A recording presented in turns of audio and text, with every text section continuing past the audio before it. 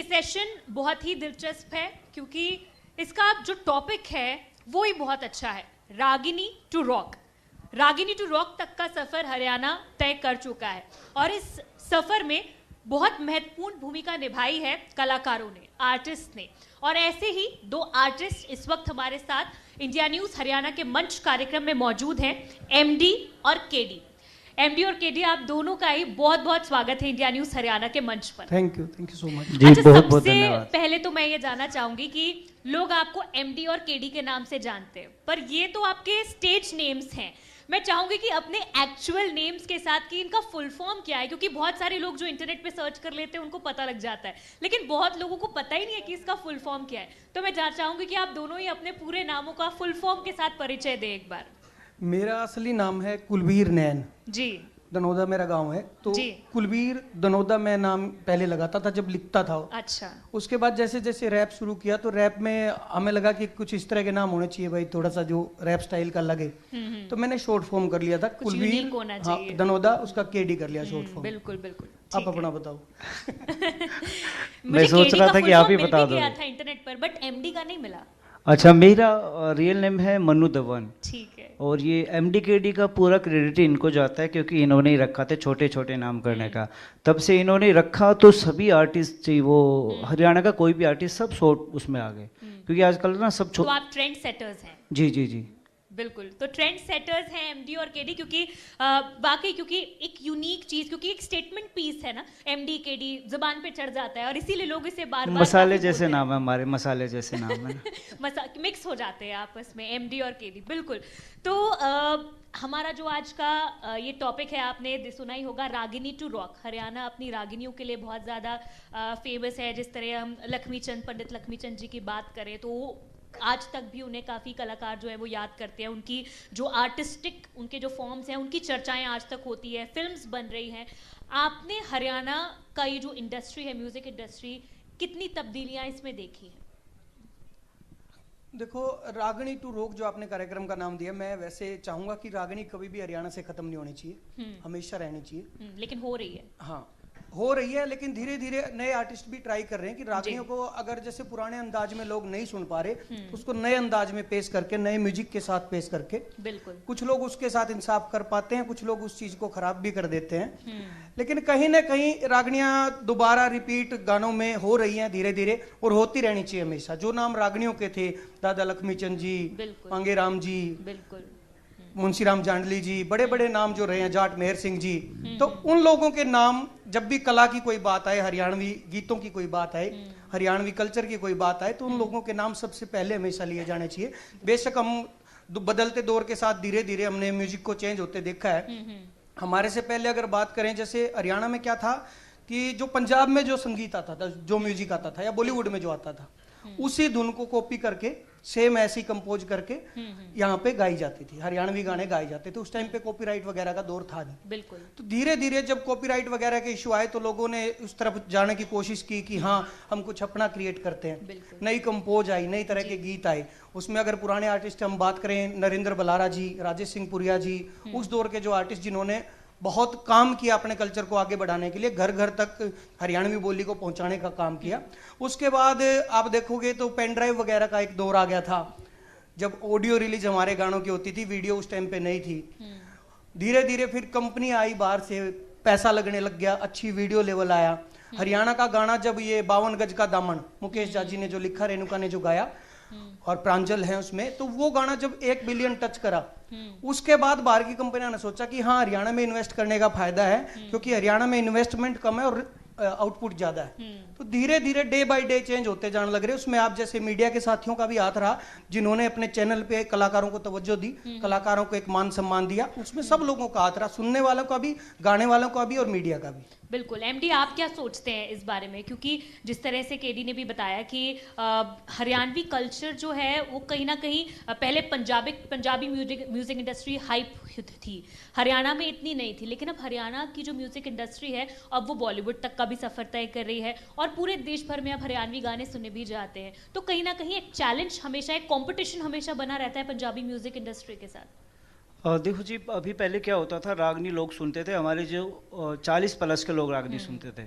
अभी यूथ क्या हुआ, जब वो रागनी को रिमेक करने लगे ना, जितने भी आर्टिस्ट हैं सभी वो अच्छे से तरीके से उसको रिमेक करने लगे, उसके बाद लोग सुनने लगे। और हमारे लिए सबसे बड़ी खुशी की बात यह है कि हमेशा पंजाबी गाने सुने जाते थे, अब प्राउड फील होता है कि पंजाब में भी हरियाणी गाने बजते हैं। हम काफ़ी हरियाणी आर्टिस्ट 10 से 12 कंट्री परफॉर्म कर चुके हैं। ये हमारे लिए बहुत प्राउड की बात है कि हम बाहर जा जाके शो करते हैं, पर बहुत ग्रो हो रहा है। कोई भी फिल्म उठा के देख लो आप, उसमें एक ना एक हरियाणी कैरेक्टर जरूर मिलेगा या फिर कोई गाना मिलेगा। बिल्कुल, अब पंजाब में भी जब पार्टीज होती हैं, कोई फंक्शन होते हैं, तो हरियाणवी गानों के बिना वो पार्टी अधूरी रहती है। डीजे पे वो एक ना एक बार तो कोई हरियाणवी गाना बज ही जाता है। बिल्कुल, और एमडी और केडी दोनों से ही मैं दोनों को बधाई भी दूंगी कि आप दोनों वो मेजर स्तंभ रहे हैं हरियाणा में, जिन्होंने हरियाणवी म्यूजिक को बॉलीवुड तक लेकर जाने का काम भी किया है। तो आप दोनों को ही खूब खूब बधाई भी इस चीज़ के लिए। और कैसे ये सफ़र तय किया, क्योंकि पहले तो हरियाणा में अपना नाम बताना और फिर ये दूसरा स्टेप था कि इसे मुंबई तक लेकर जाना, ये सफ़र कैसे तय हुआ, कैसे वो चांस मिला? सफ़र तो कभी किसी कलाकार का ख़त्म होता ही नहीं है, सफ़र चलता रहता है। उसमें चाहे भाई हरियाणा का आर्टिस्ट हो, चाहे पंजाब का हो, चाहे कोई ऑलरेडी बॉलीवुड में भी है, बड़े से बड़े अगर नाम लेंगे, मान के चलो अगर अमिताभ बच्चन जी का भी नाम ले तो वो भी हमेशा ये सोचते हैं कि हमेशा सफर जारी है। ये आज भी वो ये सोचते हैं कि कुछ और बड़ा, कुछ और नया, कुछ और चीजें नई क्रिएशन में दे पाऊं। दिक्कतें थोड़ी बहुत, अगर जैसे सफर की आपने बात की कि किस तरह का रहा, शुरुआत में अगर देखें तो हमारे पास प्लेटफॉर्म नहीं थे। हम जैसे मैं अपनी बताऊं तो शुरुआत जब हमने करी थी तो सीडी जो मेरी पहली लॉन्च हुई थी, मैं दुकानों पे जाके खुद बेच के आया था। दुकानों पे जाके सीडी रख के आते थे डीलर के पास, उसके पास 20 सीडी रख दी, उसको फिर एक हफ्ते में पूछने जाना है कि भाई साहब कितनी बिक, जितनी बिक गई उनके पैसे लेके आने हैं। इस तरह का मतलब शुरुआत का अगर दौर देखें, लेकिन इसने मैं स्ट्रगल नहीं कहूँगा। स्ट्रगल तो वो चीज़ है जो कोई धक्के तक काम करवा जाओ, किसी पे फोर्स करके करवा जाके हाथ कर यो करना है तने। मैं अपने मजे में अपना काम कर रहा था क्योंकि मेरे को ये फील्ड अच्छा लगता था। तो इसको अच्छा सफर मानता हूँ मैं हमेशा की। जो मेहनत रही वो धीरे धीरे चीज़ें बनती चली गई। सोशल मीडिया के थ्रू लोगों तक बात पहुंचानी ईजी होगी। पहले कंपनी पे डिपेंड होता था आर्टिस्ट को कंपनी के पास जाके पूछना पड़ता था कि मैंने गाने तैयार किए हैं, आप रिलीज कर दोगे? तो कंपनी बोलती थी कि तुम्हारे जो गाने तैयार हुए इसकी सीडी छपेगी, जो माल बनेगा उस माल पे पैसा लगेगा, वो पैसा आपको लगाना पड़ेगा क्योंकि आपका नाम नहीं है। हमारा पैसा डूब गया तो हमारे लिए रिस्क हो जाएगा। वो रिस्क खत्म हो गया, अब कलाकार अपना चैनल बना के खुद रिलीज कर सकता है। बिल्कुल बिल्कुल, सोशल मीडिया ने काफी इसमें अपनी भूमिका निभाई है ना? सोशल मीडिया से काफी नए नए कलाकार जो है वो उभर कर आ रहे हैं अलग अलग प्लेटफॉर्म्स पर। वो अपने अब चाहे यूट्यूब हो गया, इंस्टाग्राम हो गया, तो काफी, और मैंने सुना कि गाने भी जब आते हैं तो इंस्टाग्राम और इस तरह के सोशल प्लेटफॉर्म की वजह से वो काफी फेमस हो जाते हैं, जब इन्फ्लुएंसर्स उस पर अपनी रील्स बनाते हैं या कोई अपना मटेरियल बनाकर डालते हैं। सोशल मीडिया ने इतना इजी कर दिया, इतने कलाकार निकल के आए। अगर देसी बात करें गामा की, कई गामा में तो 20-20 बहु डांसर लेकर के आई बेचारी, जो बेचारी दबी बैठी थी ओला काटे। वो जब इंस्टाग्राम उनने फंसा ना, वो ऐसा फंसा फिर हर गांव में तो कलाकारी लिकड़ का आई। एक तो एक कलाकार, आप इंस्टा पे रील देखोगे, आप जिम की रील देखोगे, उड़ा नाचन लाग रहे हैं, जबकि उड़ा जिम करने जाना है, बेरा के उड़ा डंबल मार काने, डंबल का टाइम नहीं है, रील पर नाचने का पूरा टाइम है। कई कलाकार सोशल मीडिया ने दिए हैं। बिल्कुल, देखिए अब वाकई बहुत दिलचस्प बात बताई है आपने। सोशल मीडिया ने सबको कहीं ना कहीं एक मोटिवेशन दे दी है, और दूसरे कलाकारों को देखकर, जिस तरह आपने बेटियों की बात की, महिलाओं की बात की, उनको भी एक मोटिवेशन मिलता है दूसरी महिलाओं को देख के कि भी नहीं, ये कर सकती हैं तो हम भी कर सकते हैं, कॉन्फिडेंस भी आता है। चर्चा को और भी आगे बढ़ाएंगे, सवाल बहुत सारे हैं, बातें आपसे करने की जिज्ञासा बहुत है, लेकिन अगर दो कलाकार हमारे बीच बैठे हैं तो उनसे उनकी कोई छोटी सी कला सुने बगैर वो पूरा इंटरव्यू जो है वो अधूरा रह जाता है। तो बिल्कुल मैं चाहूंगी एक छोटा सा कोई भी अपना मास्टरपीस जो है वो आप सुनाएं, उसके बाद में चर्चा को आगे बढ़ाऊंगी। आप सुनाओ तो फिर मैं सुनाऊं। दोनों मेरी स्टोरी बहुत घनी दुखदायक रे, मैं घर क्या की नजरा मैं थाना लायक रे, यो को ना करे पढ़ाई ला दो खेती में, 2 साल कमा गया टाइम में बढ़ गया गायक रे, आज फैन फॉलोइंग तेरे यार की यूके में, और तेरे जिसी कई गूगल पे आप सभी तालियों के साथ सहयोग करें। ओ देसी देसी ना बोल्या कर छोरी रे, इस देसी की फैनिया दुनिया हो रही रे। क्या बात है, क्या बात है। तभी आया था, बिल्कुल 2 लाइन उसकी भी मैं जरूर सुनाना चाहूंगा। बात कोई शानी लिख दूं के तेरे पे, कहानी लिख दूं के मैं खुद ने, राजा लिखना चाहूं तने मेरी रानी लिख दूं के, बात कोई शानी लिख दूं के तेरे पे, कहानी लिख दूं के मैं खुद ने, राजा लिखना चाहूं तने मेरी रानी लिख दूं के। क्या बात है, बहुत ही उम्दा, बहुत ही उम्दा। बहुत अच्छी आप लोगों की ये जो स्क्रिप्टिंग है वो भी बहुत अच्छी है, लिरिक्स बहुत अच्छे हैं और आपकी आवाज़ भी बहुत खूबसूरत है। अच्छा, एक जो दिक्कत ये आती है हमेशा कि आजकल जितना भी म्यूज़िक आ रहा है उसमें काफ़ी गन कल्चर और इन चीज़ों को प्रमोट किया जा रहा है, आपके इसके बारे में क्या विचार है? अभी तो क्योंकि युवाओं को आपको लगता है कि इस तरह के लिरिक्स के साथ ये काफ़ी एक मेंटली जो है एक गहरा असर भी उनके दिमाग पर छोड़ता है? देखो, कोई भी चीज मनोरंजन तक अगर है तो वो कहीं ना कहीं ठीक लगती है, लेकिन जब किसी चीज की अति हो जाती है तब कहीं ना कहीं एक माहौल ऐसा क्रिएट हो जाता है कि हम मान सकते हैं कि गानों का असर भी बच्चों पे पड़ता है जी। और अब मैं हरियाणा सरकार को थैंक यू भी बोलना चाहूंगा कि हरियाणा सरकार ने ऐसी मुहिम अब शुरू की है जी, जिसमें प्रशासन ने बहुत अच्छा स्टेप लिया है कि अब गन कल्चर को खत्म करने के लिए स्टेप लेने जा रहे हैं कि जो भी गानों में बंदूकें वगैरह दिखाएगा, जो बदमाशी की बातें करेगा, उस गानों को डिलीट कर दिया जाएगा, उस पर एक्शन लिया जाएगा, केस दर्ज किया बिल्कुल। जाएगा। साइबर टीम इस पर काम कर रही है, आपका क्या सोचना है इस पर एमडी? क्योंकि हम देखें तो पंजाब से ये चीज़ें पहले शुरू हुई थी, लेकिन अब हरियाणवी जो आर्टिस्ट हैं, सिंगर्स हैं, वो भी चीज़ों को काफ़ी अपने गानों में, अपने वीडियोज़ में लेकर आ रहे हैं। देखो जी, आर्टिस्ट को ना फॉलो करते हैं लोग, है ना। तो बच्चों पे जो भी आर्टिस्ट, अगर मैंने कोई कैप ली है तो वो कहेगा कि यार उसने ऐसी कैप ली है, मैं भी कैप ऐसी ही लेता हूँ, है ना। कोई भी शर्ट हो गया, फिर ऐसा कि केडी भाई ने जैकेट लिया तो मैं भी एक ऐसी जैकेट लेके आऊँ। तो बच्चों पे असर तो पड़ता है, ये सरासर गलत है। डबल मीनिंग्स, जैसे कि कोई भी आर्टिस्ट है वो गाना गा रहा है कि भाई भाभी तेरा गात दिखे, भाभी तू पटोला ला गए, एक भाभी को हम माँ का दर्जा देते हैं, उसी भाभी को गाने के माध्यम से जलील कर रहे हैं, वो एक गलत बात है। तो मैं सैल्यूट करना चाहूँगा हमारे सीएम साहब को, एक बहुत अच्छी पहल की है बैन करने की, तो मुझे अच्छा लगा, ऐसा होना भी चाहिए। बिल्कुल। अच्छा, जिस तरह आपने कहा कि आपको खुशी है कि जो रागिनियाँ हैं उन्हें मतलब है ना ख़त्म नहीं होने देना चाहिए, बनते रहना चाहिए। बहुत सारे सिंगर्स भी हैं जो रागिनी को ना रॉक के फॉर्म में या आजकल जिस तरह लोग उसे सुनना चाहते हैं उस फॉर्म में मॉड्यूलेशंस कर कर लेकर आ रहे हैं। क्या आप दोनों भी ऐसा कोई इनिशिएटिव आने वाले समय में ले रहे हैं जिससे कि जो रागिनियाँ हैं उन्हें लोगों तक पहुँचाया जा सके, जो म्यूज़िक है हरियाणा का? ट्रिपल आर नाम से हम एक एल्बम कर रहे हैं, उसका थीम ही यही है, रागनी रैप रिमिक्स ट्रिपल आर। हाँ, उसमें यही रहेगा, रागनियों की थीम रहेगी। और जैसे मैं जो जिक्र कर रहा था पुराने कलाकारों का, एक जो कमी मुझे लगती है जो हमेशा हमारे हरियाणा में, आप कहीं भी किसी भी चौक पे देखोगे कहीं ना कहीं किसी न किसी की मूर्ति लगी है।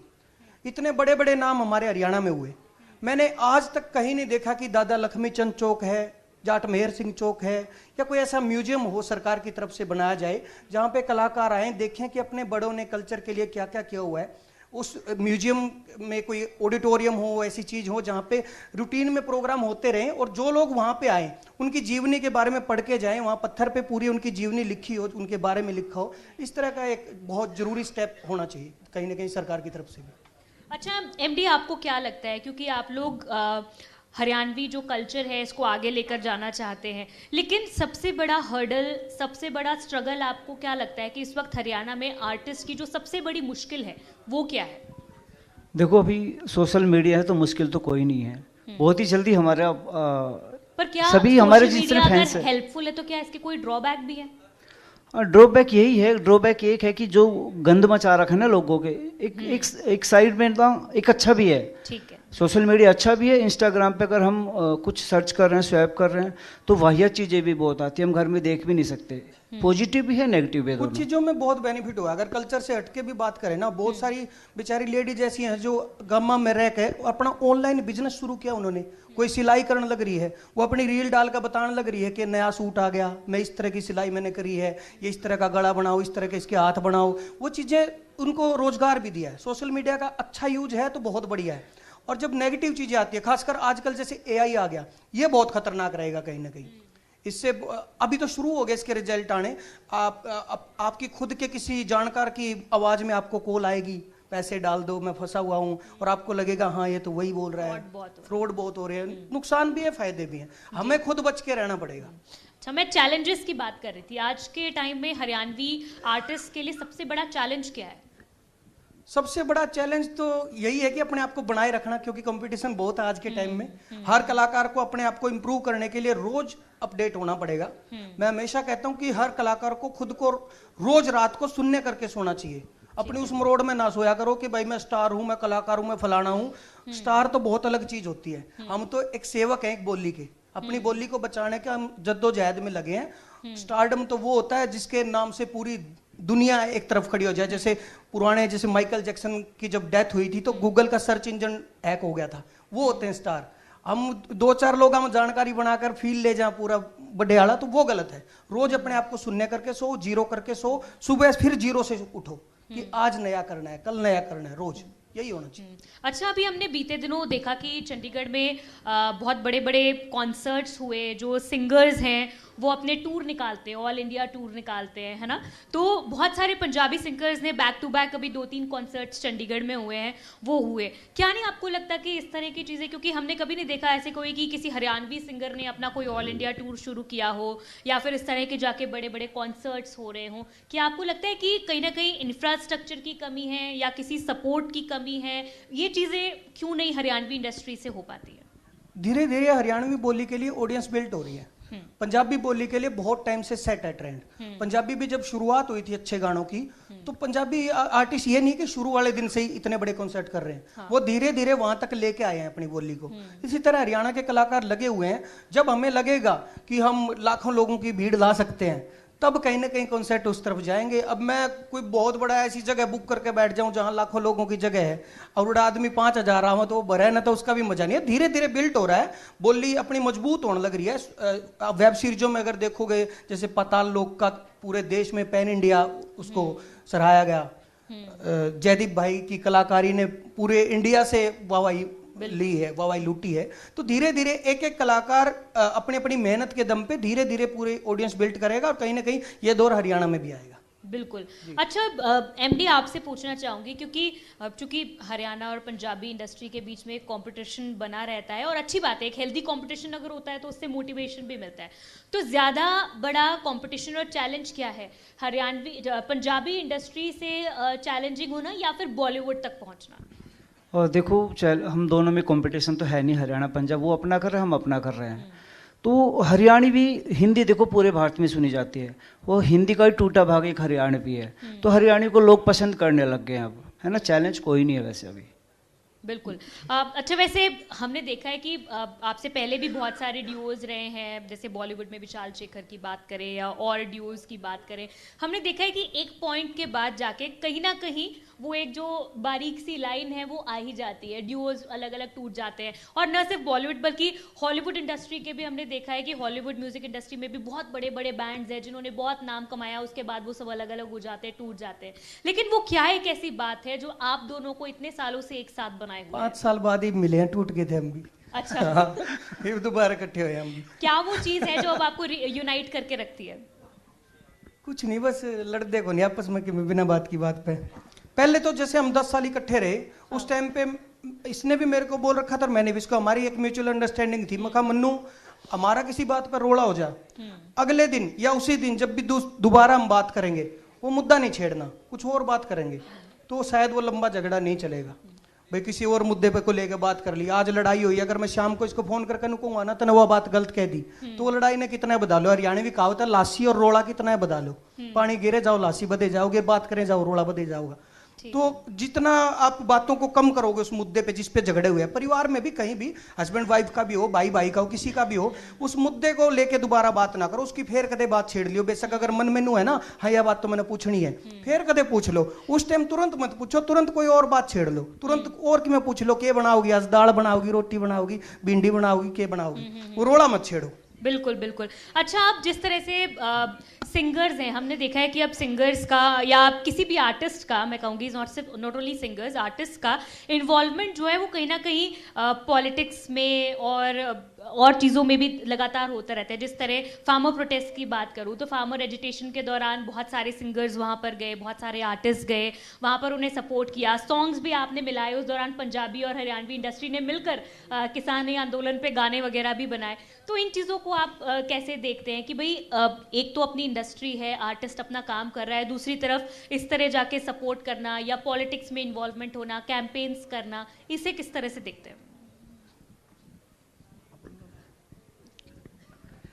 देखो, आंदोलन में जैसे आपने बात की, कहीं भी किसी भी मूवमेंट में अगर आर्टिस्ट शामिल होता है वो उसकी एक जिम्मेदारी होती है, कोई मजबूरी नहीं होती, क्योंकि कलाकार को सुनना उन्हीं लोगों ने शुरू किया था जो आपके इर्द गिर्द रहते हैं। आपके गांव से जो लोग आते हैं, हरियाणवी कलाकारों को सबसे बड़ी सपोर्ट गांव से मिली है, और वो गांव के लोग अब अगर कोई भी लड़ाई लड़ रहे हैं, किसी भी मुद्दे पे लड़ रहे हैं, तो एक कलाकार की जिम्मेदारी है वहां जाके खड़ा होना, क्योंकि वो सब लोग आपके लिए खड़े हुए तो आपका नाम बनाए, और आपका नाम बनने के बाद कहीं ना कहीं उनके कोई बड़ा फर्क नहीं पड़ना आपके जाने से। आपके जाने से कोई बहुत बड़ी मजबूती नहीं मिलनी आंदोलन को, लेकिन एक यूं होता है कि भाई हर कोई वो इंसान हमारे साथ खड़ा है जिसका हमने साथ दे रखा है। तो एक मेंटली और अंदर की जो सेटिस्फेक्शन होती है वो जरूरी है, वो कलाकार की जिम्मेदारी भी है, और जाना भी चाहिए, पहुंचना चाहिए मुद्दे को जान के। कितने मुद्दा ऐसा हो जो मुद्दा खराब है वहां नहीं खड़ा होना चाहिए, क्योंकि कलाकार भी समाज का एक हिस्सा है, कलाकार भी एक समाज का हिस्सा है। वो कोई समाज में उठ के एक कलाकार बना है, उस समाज ने ही उसको कलाकार बनाया है। बिल्कुल बिल्कुल। अच्छा, आज इंडिया न्यूज़ हरियाणा के मंच पर आप पहुंचे हैं। वैसे तो सुबह से यहाँ राजनीति के अलग अलग दिग्गज आकर अपनी अपनी बात रख रहे हैं, और कुछ ही देर में मुख्यमंत्री नायब सिंह सैनी भी हम सभी के बीच होंगे। क्या इस मंच के माध्यम से सरकार तक कोई ऐसी बात है कि हरियाणवी इंडस्ट्री के डेवलपमेंट के लिए, उसे और ज़्यादा ग्रो करने के लिए जिस चीज़ की आपको ज़रूरत हो, या सरकार का किसी भी प्रकार से आप सहयोग चाहते हो, तो वो आप कुछ कहना चाहेंगे इस मंच के माध्यम से सरकार से? एक तो मैं जो कह रहा था कि पुराने कलाकारों को लेके कुछ न कुछ हो, जो एक म्यूजियम हो या कुछ हो, एक तो वही है। दूसरा, उसके अलावा कोई एक ऐसी पॉलिसी आए, कोई सेंसर बोर्ड हरियाणा का हो जहां से गाने एक फिल्टर होके आए।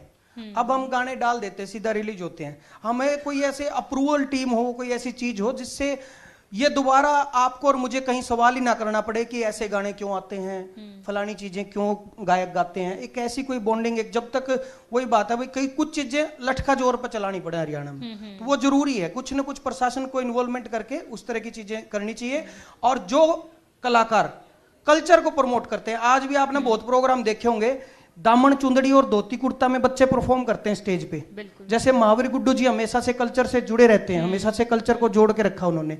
उनके साथ जो टीम परफॉर्म करती है, उस टीम को जब कोई दिक्कत आती है, सबसे कम पैसे अगर किसी को मिलते हैं, उन कलाकारों को मिलते हैं जो कल्चर को सही बचाने में लगे हुए हैं।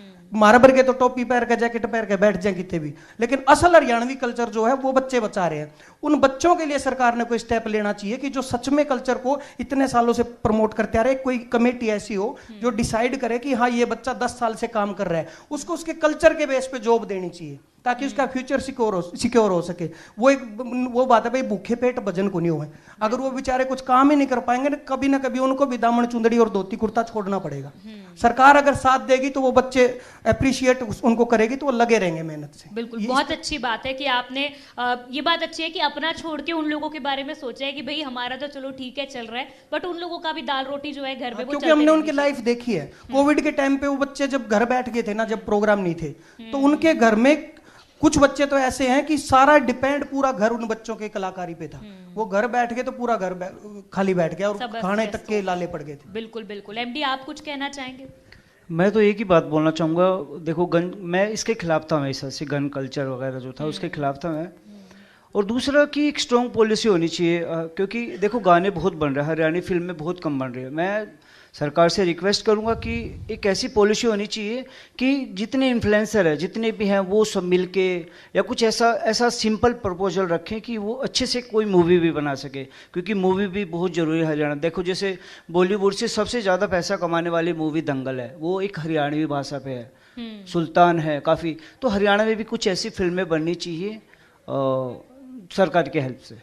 जी जी बिल्कुल। तो चलिए, बहुत शुक्रिया एमडी और केडी आप दोनों का हमारे साथ इंडिया न्यूज़ हरियाणा के इस मंच पर जुड़ने के लिए। आप दोनों से बहुत ही रोचक और दिलचस्प बातें हुई, अच्छा लगा आप लोगों के विचार सुनकर। और मुझे लगता है कि क्योंकि जैसे कि आर्टिस्ट को देखकर युवा जो है वो मोटिवेट होता है, इन्फ्लुएंस होता है, मैं कहूँगी, तो आप लोगों के विचार सुनकर मुझे लगता है कि और युवा भी इन्फ्लुएंस होंगे और कहीं ना कहीं एक अच्छे कल्चर की तरफ, हरियाणा के कल्चर को बचाने के लिए, संस्कृति को बचाने के लिए आगे बढ़ेंगे। बहुत शुक्रिया आप दोनों का इंडिया न्यूज़ हरियाणा के मंच कार्यक्रम पर हमारे साथ जुड़ने के लिए। Thank you. Ram Ram. Thank you.